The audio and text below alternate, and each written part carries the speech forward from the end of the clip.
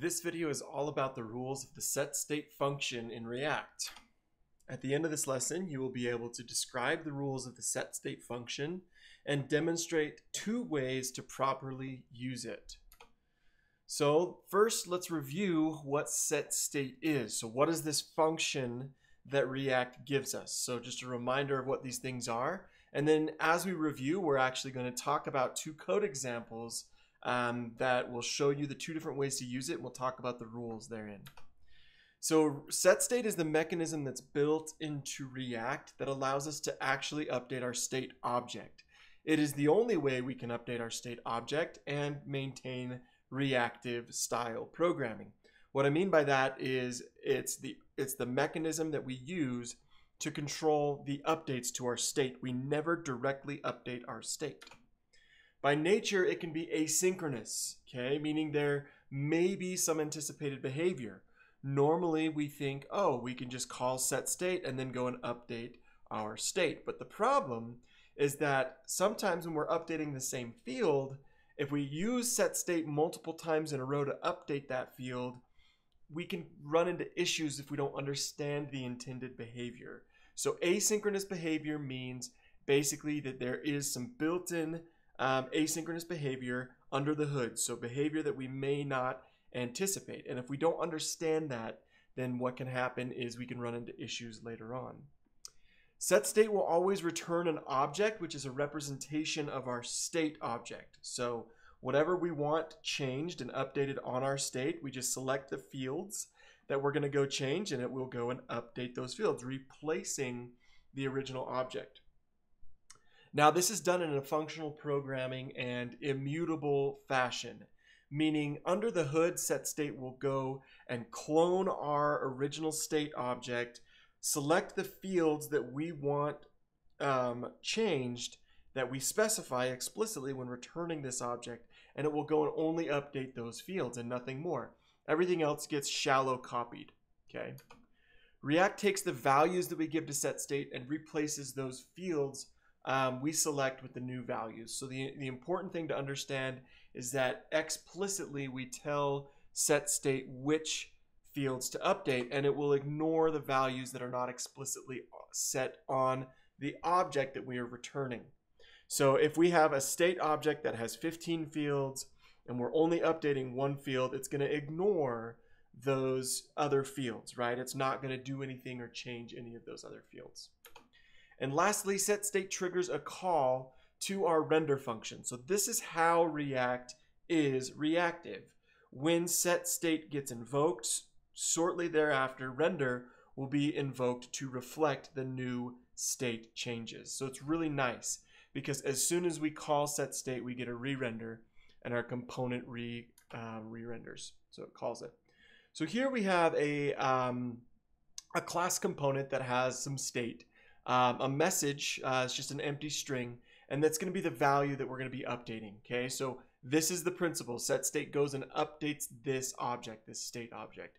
In a normal fashion, the first thing to recognize here is that normally when we use setState, we just select the field and then we just give it the value that we want changed. So in this case, it's going to be an input handler that we move, or as soon as we type in the input field, this handle function will be called, and it's going to trigger this changes to state, in which case render will be called and our new updates will take place. So our h2 element is bound to our state message. Our h2 element is bound to our state message, and as soon as our changes take place, render is called again, reflecting those changes right here. And remember that our handler is bound to our input field. This function being the handler, our input field being the element that we want to invoke that handler and the event that we want fired when we invoke it. Most of our updates to state are actually going to look like this, where we just simply give an object to our setState function. And that object will once again represent the changes that we want to whichever fields that we specify explicitly in this object. So most changes to state will actually be achieved in this manner, where we just simply say, I want a message or the field, and I want it to be this new value. Okay, when does that get a little different? Well, if we look at our functional set state, a normal would be this, where we have a regular set state where we just have this message, okay? And then a functional set state problem is when we want to reference a current value on state for the update that we're going to be making. So in this little app, we have a count that's set equal to 0. The value that we're going to be updating is going to be this count, okay? We're going to display that count in this H2. So as soon as a user clicks on a button, increase count is going to be triggered. So when we increase the increase count button, when we click on the button, we fire this function. Notice that set state looks pretty funky here. This is what we call functional set state. And the idea here is we can pass as many callback functions to set state that we want. And in turn, we will basically have control over which state changes will take place. So the arguments that get supplied to the set state function when we pass a callback updater function will be a copy of the previous state. Notice that down here in our count, we are referencing the value of essentially the current count or the previous state's count, and then increasing it by 1.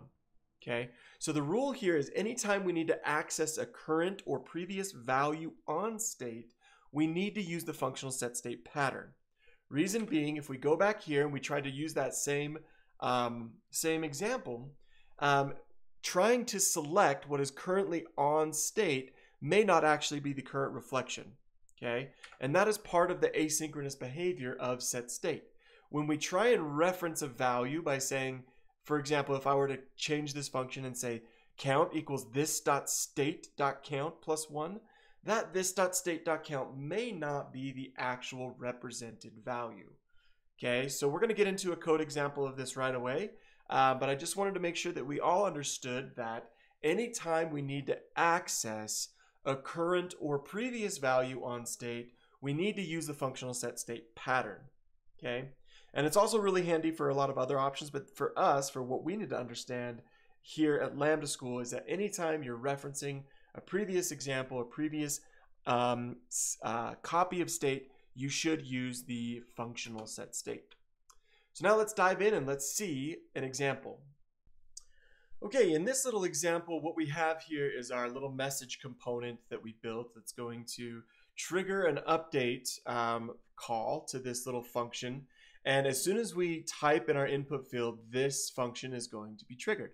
So at the point that it's triggered, it's going to update our message, okay? And that message is going to be reflected of whatever the value of our target element is, which is this input field. So as we type in this input field, we're going to update the message directly. Now, what's cool about this is we have this little sentence that says hello code sandbox from this.state.message. So as this changes, as our render function gets re-invoked, we will see those changes reflected on the screen. Okay, so I'm just going to say hello code sandbox from Lambda School. Hooray! So we get this opportunity, we get this kind of example to see that normal set state looks like this, where we just select a field and we then have that field represented on our state object. Okay, let's add some functionality to this app, and let's do that count function that's going to display the current count of our what's on state. So we're going to say in an H2 down here, we want to display the this.state.count. Okay. Now, if we go and create a button, that's going to increase our count. We're going to say click for increase. We'll pretend this is just like a game. You can click on something and it'll increase the count. On click is going to trigger our click to increase function that we're going to build. We're going to put it on this. Okay. Now, click to increase ought to then trigger a function that's going to be a method on this object that gets created when this class gets invoked. Okay, and we're going to say this.setState in the normal fashion, where count is equal to this .state.count plus 1. Okay. Now, if I click, hooray, it's working. It's working the way that we intended it to work. Now, you may be asking yourself, well, then why is there a problem? Well, let's see what happens when we expect to call setState multiple times. So if I have 5 setState calls in this function, and we're increasing the count by 1 every single time, there may be a problem with that. We would expect that this is going to increase the count by 5, right? So let's see what happens. Wait a minute. I thought that I invoked setState for each count for each item in this function, right? For each call. On lines 20 through 24, I have all of these setState function calls. So what's the problem? Well, this is intended behavior by the React ecosystem, by the React team. They built setState this way for performance issues, for performance reasons, okay? Now, all of these, what happens is all of these counts, all of these calls to setState actually get batched into a single queue. And what will happen is that they'll just essentially call the final and last one, ignoring any of the subsequent calls that came, okay?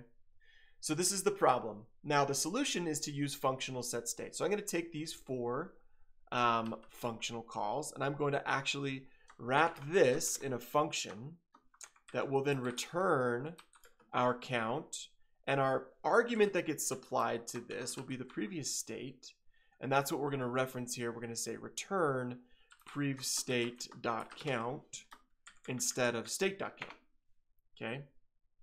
And this needs to be an object that we return, because remember, that's what we return out of setState is an object. Now that should format, and we should be good to go. And we should be able to click increase by 1. So normally, yeah, you would just wrap this in a callback function.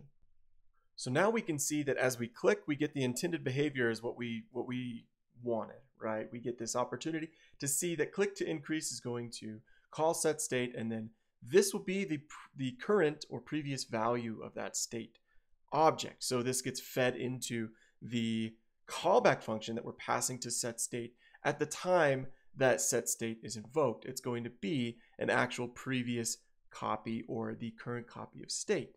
So what was broken before, we can now fix by using this same pattern. So what's cool is that this is an entire callback function, okay? Now, we are still inside these parentheses, so we can pass as many of these setState calls as we would like. All we have to do is call this .setState again, and then this is now going to be, the previous state is now going to be whatever gets returned out of this item. So out of this function, when this returns, then it's going to simply pass previous state again, or some copy of the state. You can call it current state, you can call it whatever you want. Previous state is what it is, so we should think about calling it what it actually is. And in this case, we're going to say count gets previous state.count plus 1 again, okay? So we sort of batch those calls together explicitly. Now, you can do this as many times as you would like. We can keep passing the same invocation as many times as we would like to our original setState function call. Every single time it gets invoked, the copy of what gets returned out of the previous call will be what gets fed into here, and then so on and so forth. So how this is ultimately going to look is that previous state will be whatever the new updates are on the next line, okay? So if I were to now increase our button, we would expect that for every single call in our increase count to setState, we actually increase the state by 4. And if we did it one more to achieve our purpose to increase it by 5, we would see that however many calls we make here, we now have access to those previous copies of state. And our items are not being batched implicitly by React. We are explicitly binding them. There is plenty of material for you in Training Kit. So I want you to actually go ahead and pause the video. If you paused earlier and were trying to follow along with me, that's great. Go ahead and pause the video and jump into Training Kit and look at the set state rules and kind of go through the examples that are provided there. Thanks for tuning in.